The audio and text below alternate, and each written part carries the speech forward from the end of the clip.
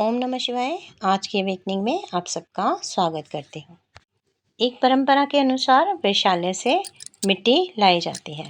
मान्यता यह है कि आधी रात को यानी 2 बजे के बाद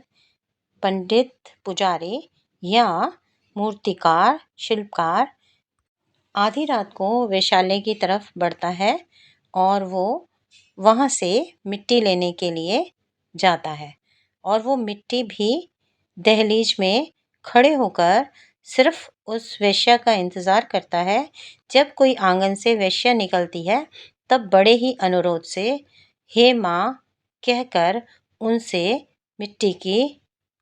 बुहार लगाता है, यानी उसके आंगन की मिट्टी के लिए अपना पात्र आगे बढ़ाता है और वह तब तक इंतज़ार करता है जब तक कि कोई उस आंगन से गुजरती हुई वेश्या ना दिखे और वो सिर्फ वेश्या के द्वारा ही प्राप्त की गई मिट्टी को स्वीकार करते हैं, नहीं तो वो उस पुण्य मिट्टी से नहीं बना पाते अगर कोई अन्य व्यक्ति उसे देता है तो। यानी वेश्या के द्वारा इस मिट्टी को प्रसाद रूप में लेकर और उसी वेश्या को मिठाई या कुछ पैसे दे करके वो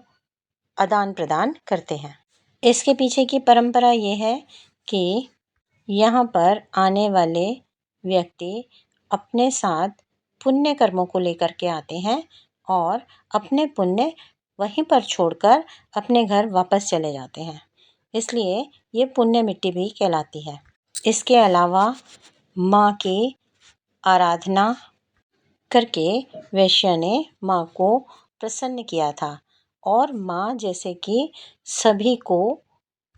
माँ समान मानती है, यानी दुर्गा माँ ने सभी स्त्री वर्ग को एक सम्मानित रूप दिया है और ये बोला है कि हर एक स्त्री में माँ का रूप विराजमान है, इसलिए वे चाहे वो वेश्या हो और चाहे वो अन्य कहीं भी रहने वाली स्त्री, कन्या जो भी हो, वे माँ कहलाती है। बड़े ही सम्मानपूर्वक माँ कह करके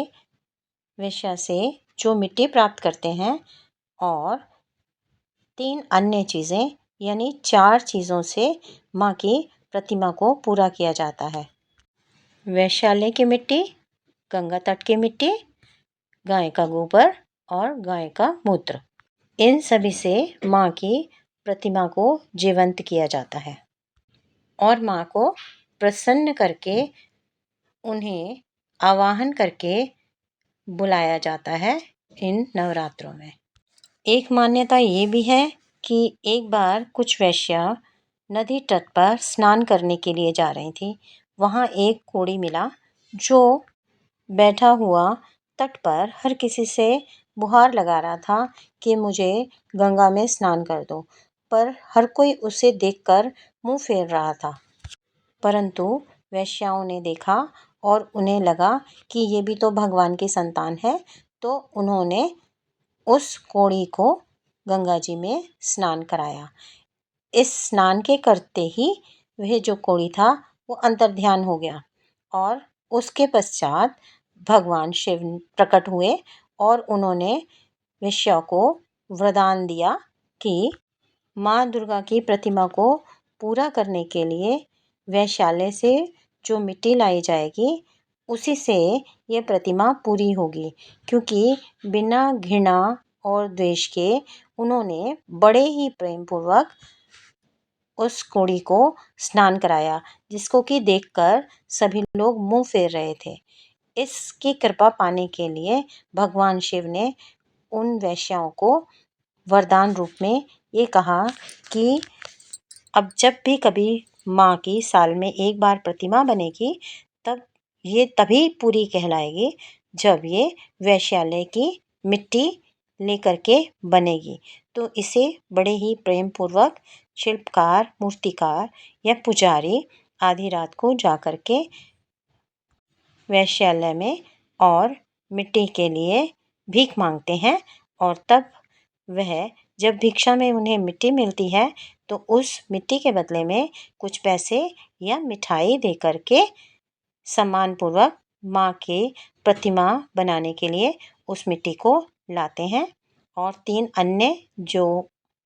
माँ की प्रतिमा को पूरा करने के लिए है गंगा तट की मिट्टी, गौमूत्र और गाय का गोबर। वैशाली की मिट्टी को पुण्य मिट्टी के नाम से भी जाना जाता है। आज के लिए इतना ही। मिलते हैं अगली जर्नी में। तब तक के लिए राधे राधे।